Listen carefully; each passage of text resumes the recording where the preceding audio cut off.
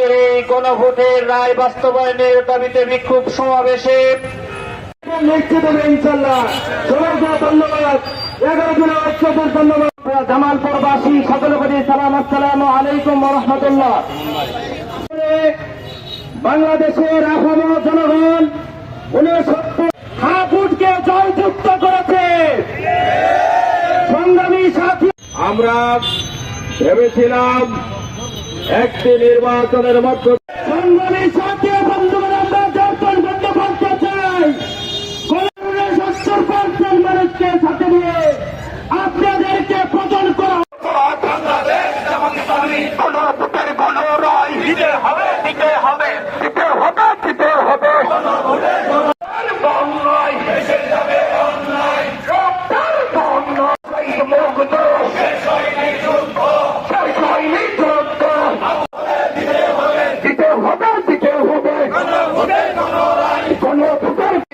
সংস্কার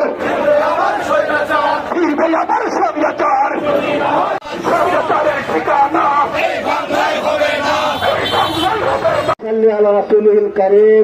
বিভিন্ন 11 দলীয় বিভিন্ন সাথে লক্ষ্য করছে, যিনি 17 বছর ঘুমের শিকার। এমন একটি সমাজ চাচ্ছিলাম যে সমাজে অন্যায় অনাচার থাকবে না, যে সমাজের মানুষের সম্মান এবং মর্যাদা প্রতিষ্ঠিত হবে, যেখানে আর খুনের প্রয়োজন নাই। আমরা 2000 20,000 রক্ত দিয়েছি, আমরা 30,000 বোনের এই বন্ধুত্ব পালনের দুর্বিষহ অবস্থা পরিলক্ষণ করেছি।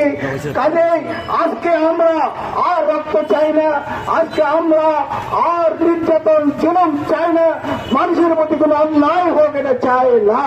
সুতরাং যারা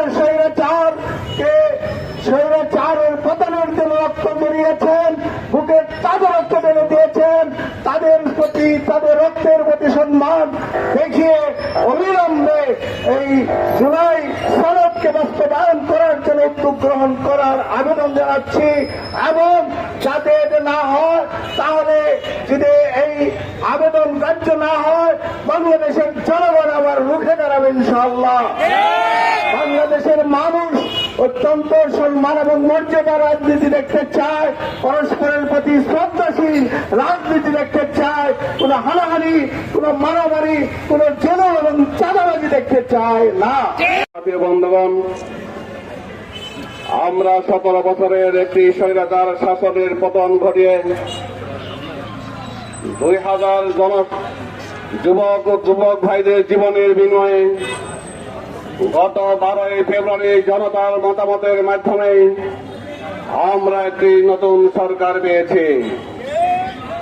আমরা এবং জনগণ আশা করে নির্বাচিত এই সরকার তার পূর্ণ 5 বছর সময়কাল পূর্ণ করুক, এটি হচ্ছে জনগণের প্রত্যাশা। সরকার জনগণের অভাব ও অভিযোগ, সমস্যা এবং জাতীয় সমস্যাগুলো চিহ্নিত করে মানুষের সম্মান এবং মর্যাদাকে বৃদ্ধি করে সুখ এবং সমৃদ্ধশালী বৈষম্যমুক্ত বাংলাদেশ গড়ে উঠুক, সরকারের কাছে জনগণের এটাই হচ্ছে প্রত্যাশা। বন্ধুগণ, আমরা অত্যন্ত বেদনার সাথে লক্ষ্য করছি, মাত্র 2 মাসের ব্যবধানে এসে এই সরকারের প্রতিশ্রুতির ভঙ্গজনিত কারণে রাজপথে আবার আমাদেরকে বক্তব্য দিতে হবে, মিছিল করতে হবে। এটি জাতির জন্য অত্যন্ত দুর্ভাগ্যজনক।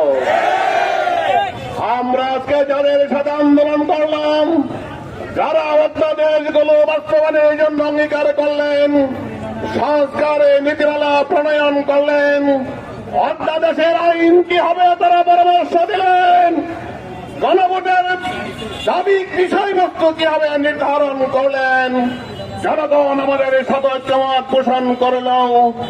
আজকে এখন তারাই উল্টো বিপরীত মুখে হয়ে জনগণের বিরুদ্ধে আজকে তারা অবস্থান গ্রহণ করেছে।